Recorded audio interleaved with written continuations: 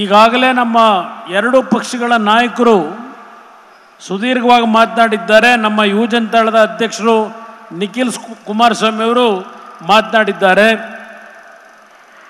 ಇವತ್ತಿನ ಈ ಒಂದು ಕಾರ್ಯಕ್ರಮ 3ನೇ ತಾರೀಕಿನಂದು ಮೈಸೂರು ಚಲೋ ಕಾರ್ಯಕ್ರಮಕ್ಕೆ ಎರಡೂ ಪಕ್ಷಗಳು ಚಾಲನೆ ಕೊಟ್ಟ ನಂತರ 2ನೇ ತಾರೀಕಿನಂದು ಕಾಂಗ್ರೆಸ್ಸು ಜನಾಂದೋಲನ ಅಂತಕ್ಕಂಥ ಒಂದು ಕಾರ್ಯಕ್ರಮವನ್ನು ರಾಮನಗರ ಜಿಲ್ಲೆ ಬಿಡದಿಯಿಂದ ಪ್ರಾರಂಭ ಮಾಡಿದಂಥದ್ದು.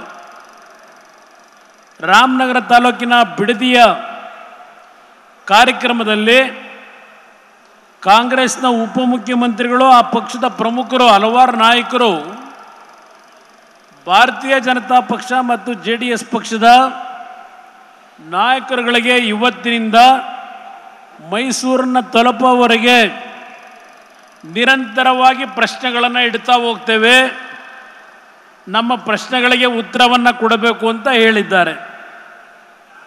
ಆ ಪ್ರಶ್ನೆಗಳಿಗೆಲ್ಲ ನಂತರ ಉತ್ತರ ಕೊಡ್ತೇನೆ. ಅದರ ಜೊತೆಯಲ್ಲಿ ಈ ಒಂದು ವೇದಿಕೆಯಲ್ಲಿ ನಿನ್ನೆಯ ದಿನ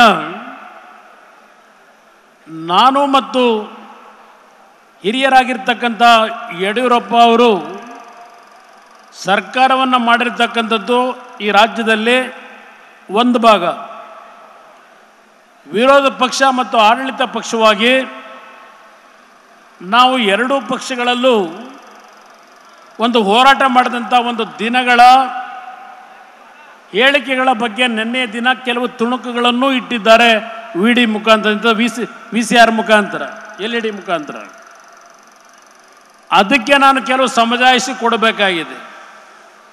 ನಮ್ಮ ಮತ್ತು ಯಡಿಯೂರಪ್ಪನವರ ಸಂಘರ್ಷದಲ್ಲಿ ಕೆಲವು ಮಾತುಕತೆ ಏನಾಗಿದೆ, ಆ ಮಾತುಕತೆಗಳ ಬಗ್ಗೆ ನಿನ್ನೆಯ ದಿನ ಏನು ಈ ವೇದಿಕೆ ಮುಖಾಂತರ ಬಹಳ ಕೇಕೆ ಹಾಕೊಂಡು ಪ್ರದರ್ಶನ ಮಾಡಿದ್ದಾರೆ. ನೀವುಗಳೇನು ಮಾಡಿದ್ದೀರಿ, ಒಂದು ಬಾರಿ ನೀವು ನೋಡಿ, ನಂತರ ನನ್ನ ಮತ್ತು ಯಡಿಯೂರಪ್ಪನವರ ಬಾಂಧವ್ಯಗಳಲ್ಲಿ ಕೆಲಸ ಮಾಡಿರ್ತಕ್ಕಂಥದ್ದಿರ್ಬೋದು, ರಾಜಕೀಯವಾಗಿ ನಾವು ಸಂಘರ್ಷ ಮಾಡಿರ್ಬೋದು, ಅದೆಲ್ಲದಕ್ಕೂ ಉತ್ತರವನ್ನು ಕೊಡ್ತಕ್ಕಂಥ ನೈತಿಕತೆಯನ್ನು ಯಡಿಯೂರಪ್ಪನವರು ನಾನು ಇಬ್ಬರು ಹೊಂದಿದ್ದೇವೆ. ಕದ್ದು ಹೋಗ್ತಕ್ಕಂಥ ಪ್ರಶ್ನೆ ಇಲ್ಲ. ಇದನ್ನು ಸ್ಪಷ್ಟವಾಗಿ ಹೇಳ್ತಾ ಇದ್ದೇನೆ. ಸ್ವಲ್ಪ ವಿಡಿಯೋ ಕಾಂಗ್ರೆಸ್ ಮಹಾನ್ ನಾಯಕರದ್ದು ಹಾಕಪ್ಪ, ಒಂದು ನಿಮಿಷ. ಮಾತಾಡಿದ್ರೆ ದೇವರಾಜರಸ್, ಆ ದೇವರಾಜರಸ್ ಮೊಮ್ಮಗನಿಗೆ ಒಂದು MLC ಮಾಡೋಕ್ಕಾಗಿಲ್ಲ. ಮುಖ್ಯಮಂತ್ರಿಗಳ ಹತ್ರ ಆ ಬೆಂಚ್ ಕಾರ್ ತಗೊಂಡೋಗ್ಬಿಡೋದು ದೇವರಾಜರಸ್ ಕಾರಲ್ಲಿ ಕೂತ್ಕೊಂಡ್ರೆ ನೀವು ದೇವರಾಜರಸ್ ಆಗೋದಿಲ್ಲ.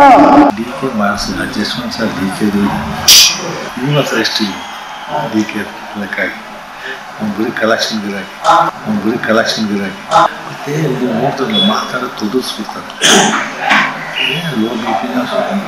ನೋಡಿ ನಾನು ಕುಡುಕರು ಅದನ್ನೇ ಹೇಳಿದ್ದೀನಿ. ಅದೇ ಅವ್ರಿಗೆ ಅರ್ಥ ಆಗಿಲ್ಲ. ಬೆಂಗಳೂರಿನ ಭೂ ಲೋಕದಲ್ಲಿ ಆ ಒಂದು ಪಾಯಿಂಟ್ ಅಲ್ಲಿ ಇದ್ದೆ ನಾನು, ಇಲ್ಲ ಅಂತ ಹೇಳಲಿಕ್ಕೆ ಮಾಡ್ತಾ ಇರಲಿಲ್ಲ. DK ಶಿವಕುಮಾರ್ ತಾಲೆ ಸೇರಿದ ಕೆಲವೇ ದಿನಗಳಲ್ಲಿ DK ಶಿವಕುಮಾರ್ ಅಂದಿನ ಕಾಲದ ಅಂಡರ್ ವರ್ಲ್ಡ್ ಡಾನ್ ಕೊತ್ವಾಲ್ ರಾಮಚಂದ್ರನ ಸ್ನೇಹ ಬೆಳೆಸಿ ಬಿಟ್ಟಿದ್ರು. ನಂಜುಂಡನ ಮೂಲಕವೇ ಈ ಶಿವಕುಮಾರ್ ಕೊತ್ವಾಲ್ನ ಶಿಷ್ಯನಾಗಿದ್ದು. ಅಂದಾಗೆ ಕೊತ್ವಾಲ್ ರಾಮಚಂದ್ರ ಬದುಕಿದ್ದೆಲ್ಲ ಸಿನಿಮಾ ಡಾನ್ ರೀತಿಯಲ್ಲಿ ತನ್ನ ಶಿಷ್ಯರಿಂದ ಕೈಕಾಲು ಒತ್ತಿಸಿಕೊಳ್ಳೋ ಅಭ್ಯಾಸ ಆತನಿಗಿದ್ದು. ಆಗ ಕೊತ್ವಾಲನ ಕೈಕಾಲು ಒತ್ತುತ್ತಿದ್ದ ವ್ಯಕ್ತಿ ಬೇರಾರು ಅಲ್ಲ, ಇದು ಇವರೇ, ಇಂದಿನ ಇಂಧನ ಸಚಿವ DK ಶಿವಕುಮಾರ್. ಒಂದು ಬಡ ಕುಟುಂಬವನ್ನ ಹಿಂಡಿ ಹಿಪ್ಪೆ ಮಾಡಿರುವಂತಹ DK ಶಿವಕುಮಾರ್ ಅವರ ಮನೆ ಮೇಲೆ IT ರೇಡ್ ಆದಾಗ ಯಾವ ರೀತಿ ದೊಡ್ಡ ಮಟ್ಟಿಗಿನ ಸಂಚಲನಕ್ಕೆ IT ರೇಡ್ ಕಾರಣ ಆಯಿತು ಅನ್ನುವಂತ ವಿಚಾರ, ಹೊರಗೆ ಬಾರದೆ ಜನರ ಕಣ್ಣಿಗೆ ಕಾಣದೆ ಸಾಕಷ್ಟು ರೋಚಕ ಘಟನಾವಳಿಗಳು ತೆರೆ ಹಿಂದೆ ಕೂಡ ನಡೆದಿದೆ ಅನ್ನುವಂಥದ್ದು ಈಗ ಒಂದೊಂದಾಗಿ ಬೆಳಕಿಗೆ ಬರ್ತಾ ಇದೆ. ರಾತ್ರಿ 12 ಗಂಟೆ ಆಗಿತ್ತು. ಕರ್ಕೋಗಿ ಪೊಲೀಸ್ ಸ್ಟೇಷನ್ ಬಿಟ್ಬಿಟ್ಟು ಒಂದ್ ರೂಮ್ ಕೂಡ ಹಾಕಿದ್ರು. ಹಿಂಗ್ ಕಟ್ಬಿಟ್ರು ಸರ್. ನಿಮ್ಮನ್ನ ಕಟ್ಟಿದ್ರು ಕೈನ? ಹಿಂಗ್ ಮ್ಯಾಲ ಕೆತ್ತು ಕಟ್ಬಿಟ್ರು.